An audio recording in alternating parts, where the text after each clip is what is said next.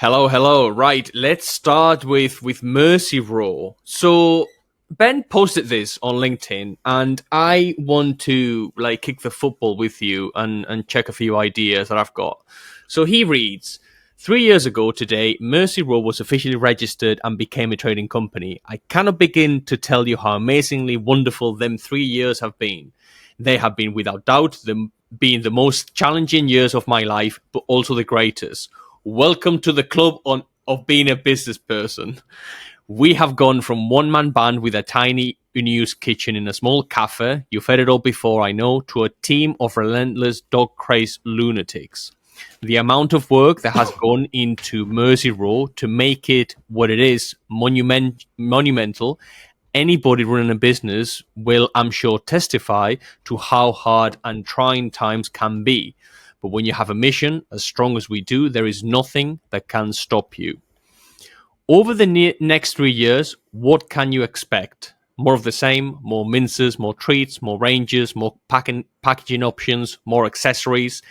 Anything and everything that can benefit your dog will be designed, formulated, and produced in house by our team and delivered to you so you can have the confidence that someone actually has yours and your dog's best interest at heart. Change is coming in the pet food industry, and I am so excited to be a part of it. Now, there's three different ideas here. How can Mersey Raw compete against the big boys? Uh, I, as much as I love Liverpool and as much as I like what Ben is doing, I would change the name of the company. I think Mersey Raw is quite local. I mean, I don't really know. Is the plan to be a regional company forever? Is the plan to go nationwide? I mean, they do serve nationwide customers, or is the plan to maybe sell on to the nutriment company or to the powers that be, which, from what I can gather, Ben is not a massive fan of. He just wants to run his company, and that's amazing for him. But what do you think about this strategy? Do you, first of all, do you like? I love the name, but I don't think it scales in. Does it scale? I don't know. I think my opinion with brand names is that I think once you've got it, I think people get used to it. I mean, I don't think people care that much, to be honest. I think it's not. I think not with something like Raw. I think when you're in grocery and things like that, I think it matters more. I think in independent, I don't think it matters because if you think about it, how many nature somethings are there, and like there's some crappy brand names to be honest. I mean, I don't know. I don't think it's a big deal. Like I don't love the brand name, but they're from Liverpool. They're proud of being from Liverpool. So I don't have an issue with it per se. I think it's just a brand name. I think my old company was called Dobby Man, which was named after. So the guy I worked with, his name was Mark Anthony Norman Dobby, and when you flip that, it becomes Dobby Man. So it's like it was just a meaning to the name, and in the end, people just associate with what you do rather than the name. I think I wouldn't be too bothered about the name, to be honest. I mean, in terms of like building up and getting market traction, um, I think what he has over the others is that he is a grafter. He works really hard to get the best quality meats in the door. He's an ideological like raw feeder, serving ideological raw feeders. So he is a lot more driven to make sure that every single side of it is right. So look, for example, a common complaint you get with nutriment food is that you can buy the chicken, but it still uses beef offal, and his whole thing is he'll use the whole animal, like wild rabbit with fur. It'll be the whole rabbit going through, so it will be a complete natural diet for the dogs. And his whole thing is to sort of build on that sort of thing rather than, which is hard to do when you scale to yeah a 63 million pound a year company, because there's natural limitations on picking up the phone and getting meat in. And look, I think for him to scale, he has to have more strings to his bow. You can't just be a raw dog food company. You have to be a tree company. You have to be a supplement company. You have to have a range of products, because there's just a natural limitation on how much raw meat you can get, which is of the right quality. And it's important not to water that down, because that's when you become one of the others. Yeah, I mean, instead of doing that, could he not maybe try to acquire another local, relatively small, similar company so he can then control two raw food brands? I mean, yeah, there's treats and everything. Yeah, it's great and it's wonderful and it's the right strategy for a lot of companies, but a lot of these other companies are a lot bigger. So if you could have like maybe two or three raw food brands, maybe that could work. Yeah, I think the problem is though is that I don't know if you saw, but is it MJ Proteins, who was a guy I used to work with for years. I used to buy bones and meat greaves off of him, and he's now called Doogie's Frozen Raw or whatever it's called. But they've taken over Walker and Drake and also Henley Raw in the last few months, and there is like a lot of this acquisitioning going on. And don't get me wrong, like sensible acquisitions is a great way to grow. Do you need to though? I think Ben is big enough just to push out independently. I don't think. I think it could, because you could end up in a multi-site situation where it becomes very hard to control. And I think where his real strength is the fact that he talks to the customers himself. Look, I mean, I managed to get the company to 4 million a year revenue, talking to all my customers myself every week, and I believe that he can do something similar. In fact, I think he could probably get it to double that and talk to his customers himself whenever he needs to. And I think that's a better strategy than acquiring at the moment. Just because I think with acquiring, once you get to that stage, that's when you need heads of department and sales directors this and blah blah blah, and it can become very messy. And I think like with his size and this, he took on someone similar. I still don't think you're big enough to be getting into that world. I think you've got to be hitting the 10 million a year sort of rate to warrant that sort of like HR commitment. To be honest, Is the right strategy for raw feeding companies to, for lack of a better word, kibble bash? You have the Wild Pack. Is it Georgia Toffolo? Wild, she calls it. Wild. So she talks about the Kibble cartel. Ben Mersey Raw is very, very outspoken, as am I, to be fair, against the big three and against like the ultra processed kibbles and the sugar and sugar derivatives and corn and whatever else that really, really grind my gears. But is that the right marketing strategy? Because I mean, what don't people know already about Raw?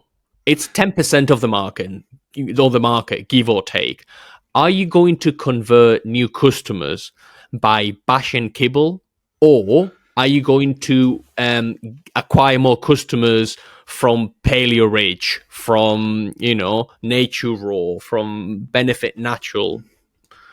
I see. It's interesting because there's the way Georgia Toffolo and Ben do it. In my opinion, are different, and I'm okay with the way Ben does it, but I'm more critical of the way Georgia Toffolo does it, and I say this for two reasons. So the way Ben does it is he goes after the Mars and Nestle companies that use sugar and like very very low percentage meat ingredients in their dog food, which I'm not on board with. I'm not cool with that. And I think that they should get a bashing for that. However, Georgia Toffolo goes after kibble full stop. And I'm not on board with that because I do think that there's a lot of people not in the position to feed raw. And that can be for a number of different reasons. It could be you don't have the freezer space, or, you've got small kids and you're worrying about them touching the meat or whatever. But it doesn't matter. You could be immunosuppressed or something. There could be a problem where you're like you can't really handle raw meat. And I think going after the kibble as such, when kibble is still, I mean, more than 80% of the market, probably nearly 90% of the market, I think is not right, because I think there's a lot of people who then feel very bad. They feel upset about what's happening, and it turns them off, and almost like, if I came at you, let's say, if I thought you were doing something, let's say, which I didn't agree with, and it could be, I don't know, let's say I think you're being racist, but you're not, and like you might have said something which was a little bit off color or whatever, and I just go full in on you, like, oh, you're a scumbag, you're evil, you're going to react badly to that. You're going to not want to engage with me. You're going to feel attacked. You feel like you were doing the best thing, but and like people feeding kibble think they're doing the best thing, but if you just go after them and say, no, you're a bad owner, like, ban the kibble, kibble's terrible, it's all a cartel, I don't really like that because it really sends people the other way. It kind of makes them, again, this is why raw feeders can often be called ideological, and I use the term all the time, to be fair, because some of them are like almost self-righteous about it. And like, look, I feed raw to a couple of my dogs, but I also feed cold pressed to a couple of my dogs. I feed tugs to one of my dogs. So I use a range of different products. And don't get me wrong, like, in a perfect world, I would just feed, the best of the best of the best. But unfortunately, I have limited freezer space. Some of my dogs just do fine on cold press. So like, and I use other things. I use supplements. I use bone broth and that sort of stuff. So there's other ways around it. So I think you've got to be very careful with the marketing, that you don't end up just really getting people feeling upset. And like, because, if you're feeding kibble, chances are you've got a healthy dog.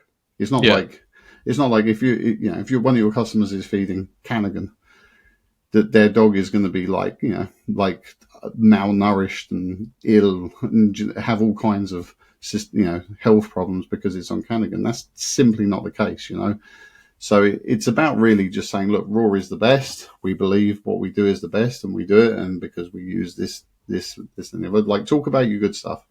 I'm more of a fan of building up what you do rather than tearing down other people generally. And who's the customer? So where are the customers? Are these kibble customers, or are these raw feeders? Are they beginner raw feeders? Who would you go after? In my opinion, the amount of untapped potential that exists of people with, dogs with allergies is the same old story. Upset stomachs, blah blah blah. Where if the dog has been on, one of the low quality kibbles for a very very long time, and they have developed some sort of a health issue by just switching to raw, every single problem is going to magically disappear, and they are going to be instant converts. And I think that is something that no raw company does it methodically. They don't go after that beginners raw feeder market, and I think that is such an untapped potential, that little niche. Because are you going to convince me to swap from my current raw food?